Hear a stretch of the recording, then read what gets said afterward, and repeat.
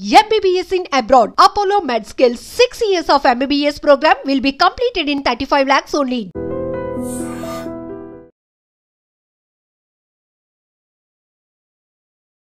సమస్యలు లేని మనిషి అంటూ ఈ మధ్య కాలంలో అసలు ఎవరైనా ఉంటున్నారా?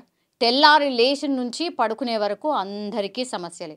ఓకే, కొందరికి ఎక్కువ ఉండొచ్చు, కొందరికి తక్కువ ఉండొచ్చు. కానీ సమస్యలు లేని మనిషి అంటూ ఈ మధ్య కాలంలో లేరు అని అంటే ఇది ఏమాత్రం కూడా నమ్మశక్యం కాదు. అందులో భాగంగానే ఒక బెంగళూరుకి చెందినటువంటి మహిళ 38 సంవత్సరాలు, ఆమె పేరును కూడా ఎక్కడ మెన్షన్ చేయట్లేదు నేను. యాక్చువల్లీ 38 సంవత్సరాల బెంగళూరుకి సంబంధించిన మహిళకి సమస్య వచ్చినప్పుడు ఆమెకు ఎవరి ద్వారానో అట్లా ఒక విషయం అయితే తెలిసింది.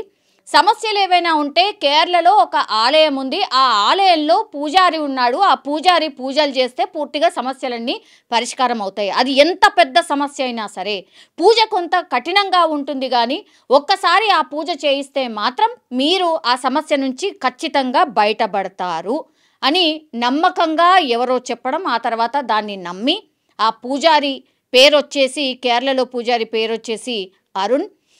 సో ఆ పూజారికి కాంటాక్ట్ అయ్యి నాకు ఇలాంటి సమస్యలు ఉన్నాయి, మానసిక సమస్యలు కావచ్చు, ఇంకా వేరే ఫ్యామిలీ ప్రాబ్లమ్స్ కావచ్చు, ఇట్లా నేను చాలా సమస్యలతో సతమతం అవుతున్నాను, మీ దగ్గర పూజ చేస్తే ఆ సమస్య అంతా తీరుతుందట కదా అని ఆమెనే కాంటాక్ట్ అవ్వడం. ఆ తర్వాత ఆ పూజ చేయించుకోవడానికి బెంగళూరు నుంచి కేరళకి వెళ్ళడం. కేరళకు వెళ్ళిన తర్వాత ఆ పూజారి చేసినటువంటి పూజ ఏంటిది అంటే, ఆ మహిళను పూర్తిగా వివస్త్రను చేసి నగ్నంగా ఫోటోలు, వీడియోలు అవన్నీ కూడా తీసుకొని పెట్టుకున్నాడు. ఆ మహిళ అమాయకంగా అవన్నీ కూడా ఏమీ తెలియకుండానే పూజలో కూర్చుంది. వాటిని పూజారి ఆమెకు తెలియకుండా వీడియోలు కానీ ఫోటోలు కానీ తీసి పెట్టుకున్నాడు. ఆ తర్వాత ఆ మహిళకి అట్లా పూజ చెయ్యాలి అన్నటువంటి విషయం తెలియదు. కానీ ఆమె కేరళకు వెళ్ళిన తర్వాత ఆ పూజారి ఆమెని ఒప్పించి ఇలాగే చేస్తేనే మీ సమస్యలు తీరుతాయని చెప్పి ఆమెను పూర్తిగా నమ్మించిన తర్వాత ఆ పూజ చేయించి ఆ తర్వాత ఇంటికి వెళ్ళిపోవడం జరిగింది. కానీ ఇప్పుడు అదే అదనుగా మార్చుకున్నటువంటి ఆ పూజారి ఆ మహిళని వేధించడం స్టార్ట్ చేశాడు. నువ్వు మళ్ళీ ఇంకోసారి రావాల్సిందే, అప్పుడే పూజ అయిపోలేదు, మళ్ళీ ఇంకోసారి పూజ చేపియాల్సిందే అంటే డబ్బులకు డబ్బులు లాగాడు. ఆ తర్వాత నగ్నంగా ఆమెతో పూజారి ఏవైతే పూజలు చేయించాడో ఆ వీడియోలు ఫోటోలు అన్నీ తన దగ్గర పెట్టుకున్నాడు. నువ్వు రావాల్సిందే, ఇంకోసారి పూజ చేయించుకోవాల్సిందే, ఇంత ఖర్చు అవుతుంది అని ఆమెను మళ్ళీ రప్పించి పూర్తిగా ఆమె వీడియోలు అండ్ న్యూడ్ ఫొటోస్ ఏవైతే ఉంటాయో వాటన్నిటినీ చూపిస్తూ బెదిరించడం స్టార్ట్ చేశాడు. అప్పుడు రెండోసారి కూడా పాపం ఏమీ చేయలేని పరిస్థితుల్లో, ఎవరికి చెప్పుకోలేని పరిస్థితుల్లో ఆ మహిళ మళ్ళీ ఇంకోసారి కేరళకు వెళ్ళడం. కానీ వెళ్ళిన తర్వాత ఆ పూజారి ఆమె మీద లైంగిక దాడికి పాల్పడ్డాడు. సో ఈ విషయాన్ని కూడా ఎవరికి చెప్పుకోలేక పూర్తిగా ఆల్రెడీ ఆమెకు సమస్యలతోనే ఈ పూజ చేయించుకోవడానికి వెళ్తే ఇంకో పెద్ద సమస్య వచ్చి పడింది ఈమె మీద అని అప్పుడు గ్రహించి ఇంకా చేయడానికి ఏమీ లేక ఎప్పటికప్పుడు ఆమెకు ఫోన్ చేయడం, తర్వాత నీ ఫొటోస్ వీడియోస్ అన్నీ నా దగ్గర ఉన్నాయి, నేను సోషల్ మీడియాలో పెట్టేస్తాను అని బెదిరించడం. ఇది తట్టుకోలేక మానసికంగా ఇంకా ఏం చేయలేని పరిస్థితిలో ఆమె బెంగళూరు పోలీసుల దగ్గరికి వెళ్ళి ఫిర్యాదు చేసింది ఈ పూజారి అరుణ్ మీద.